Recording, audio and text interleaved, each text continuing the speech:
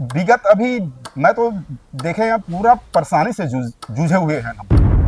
कोई भी नाटक करथन ओकर रिहर्सल के लिए हमारा जगह नहीं मिला।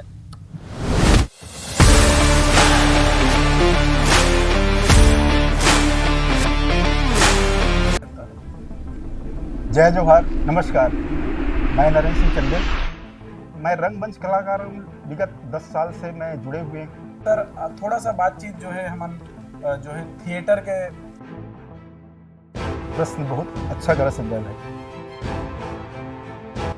हमारी ही जो ऑडियंस है, हमारी बीच के जो जनता है, वो मन ओला एक्सेप्ट नहीं करे। हमारे छत्तीसगढ़ की जनसंख्या करीबन 3 करोड़ है। हमन 20-25% भी अगर कोई फिल्म देखा थे तो हमारी लागत वसूल हो सकता है। बिल्कुल सही बात। हम धड़ाधड़ बटन दबाना है और ऊंचा चढ़ाना है। बिल्कुल।